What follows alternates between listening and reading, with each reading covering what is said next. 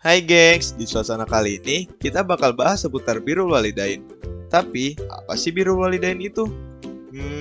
Pasti masih pada bingung kan? Mengutip dari konsep birrul walidain, karya Lucky Hasnijar. Secara luas, arti birrul walidain adalah berbuat baik kepada kedua orang tua, menunaikan hak orang tua, kewajiban terhadap mereka berdua, tetap mentaati keduanya, melakukan hal-hal yang membuat mereka senang, dan menjauhi perbuatan buruk terhadap mereka. Dan juga dilansir dari salah satu surat di dalam Al-Quran, yaitu Al-Luqman ayat 14 dan 15, yang berbunyi, "Dan kami perintahkan pada manusia agar berbuat baik kepada kedua orang ibu bapaknya. Ibunya telah mengandungnya dalam keadaan lemah yang bertambah-tambah dan menyapinya dalam 2 tahun. Bersyukurlah kepadaku dan kepada dua orang ibu bapakmu, hanya kepadakulah kembalimu. Dan jika keduanya memaksamu untuk mempersekutukan aku, sesuatu yang tidak ada pengetahuanmu tentang itu, maka janganlah kamu mengikuti keduanya. Dan pergaulilah keduanya di dunia dengan baik. Dan ikutilah jalan orang yang kembali kepadaku. Kemudian hanya kepadakulah kembalimu. Maka kuberitahukan kepadamu apa yang telah kamu kerjakan." Jadi, kalian udah berbakti kepada kedua orang tua belum? Atau masih bingung cara yang paling baik untuk bisa menerapkan birrul walidain? Yuk, simak terus video ini ya. Bismillahirrahmanirrahim. Assalamualaikum warahmatullahi wabarakatuh. Kami dari kelompok mentoring IT29 akan menjelaskan tentang birrul walidain. Berbakti kepada orang tua. Selain mendoakan kedua orang tua, masih banyak cara berbakti kepada kedua orang tua, yaitu memprioritaskan kedua orang tua, taat kepada orang tua, berbicara dengan lembut di hadapan mereka, berbakti dan merendahkan diri di hadapan kedua orang tua. Selanjutnya adalah keutamaan birrul walidain. Berikut keutamaan birrul walidain. Pertama, berbakti kepada orang tua lebih utama dari jihad fisabilillah. 2. Ridha Allah terletak pada ridha kedua orang tua dan kemarahan Allah terletak pada kemarahan orang tua. 3. Bakti kepada orang tua adalah kebaikan yang menghapus dosa-dosa besar. 4. Doa kedua orang tua mustajabah. 5. Barang siapa yang berbakti kepada orang tuanya, kelak anaknya akan berbakti kepadanya juga. 6. Bakti kepada orang tua melahirkan berkah rezeki dan juga memanjangkan umur. Selanjutnya adalah bentuk-bentuk birrul walidain. Yang pertama adalah bakti kepada ibu dan bapak ketika masih hidup. Salah satu aspek yang akan memperkokohkan bangunan keluarga, khususnya pendidikan dan moral, adalah sikap menghormati dan ketaatan seorang anak pada kedua orang tuanya. 2. Bakti kepada ibu dan bapak ketika telah meninggal. Sebagaimana seseorang itu wajib berbakti kepada kedua ibu dan bapak semasa mereka hidup, maka wajib pula atasnya berbakti kepada keduanya sesudah mereka meninggal dunia. 3. Bakti anak kepada orang tua non-muslim. Keutamaan yang utama adalah dalam agama Islam, yaitu menyembah Allah Subhanahu wa Ta'ala, dan berbakti kepada orang tua adalah kedudukan nomor 2. Nah, setelah kalian sudah tahu apa itu birrul walidain, sekarang aku punya nih beberapa tips penerapan birrul walidain yang mungkin bisa kamu coba di rumah. Yang pertama, jangan berkata kepada orang tua.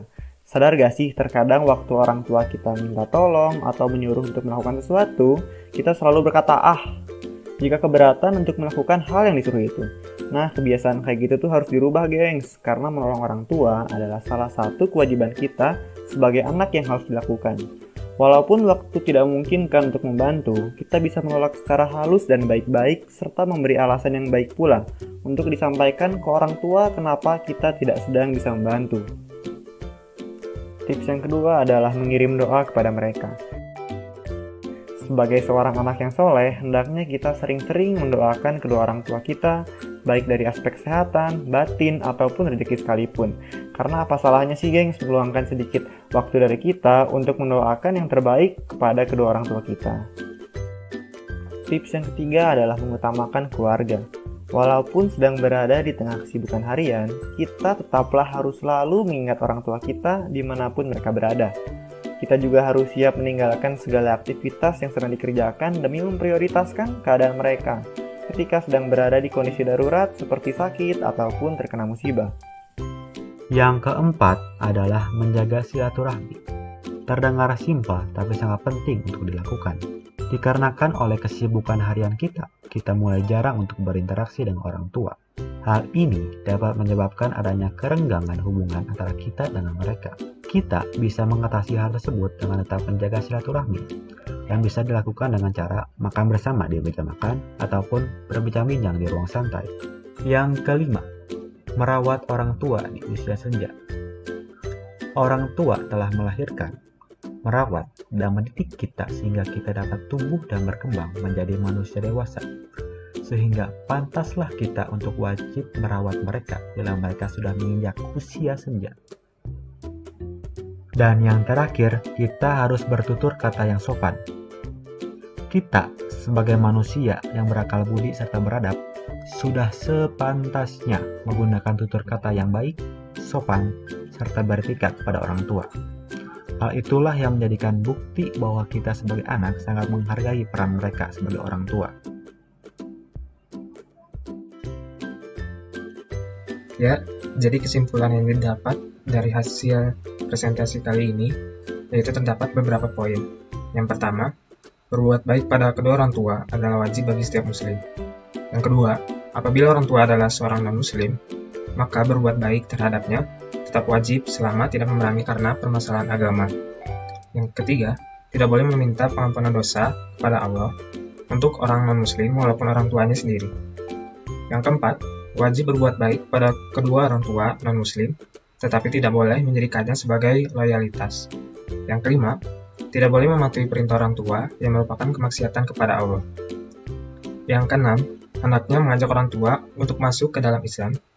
Yang ketujuh, meskipun kita jauh dari orang tua, tapi jangan lupa untuk tetap berbakti kepada mereka. Yang kedelapan, jangan pernah berkata kepada kedua orang tua. Yang kesembilan, tetap menjaga silaturahmi kepada mereka, walaupun mereka tidak memeluk agama Islam sekalipun. Dan yang terakhir, jangan lupa untuk selalu mendoakannya, menyayanginya, dan jangan pernah lupakan jasa orang tua, karena sesungguhnya jasanya tidak dapat kita gantikan. Jadi sekian untuk presentasi kali ini. Jangan lupa untuk subscribe, like, dan komennya ya. Record. Oke. Halo kakak-kakak semua. Di sini saya adalah editor dari video ini. Jadi selaku perwakilan kelompok mentoring IT29. Ya, sekarang kita ada beberapa testimoni dan harapan mentoring untuk kedepannya nih dari teman-teman semua. Nah, di sini aku bakal bacain.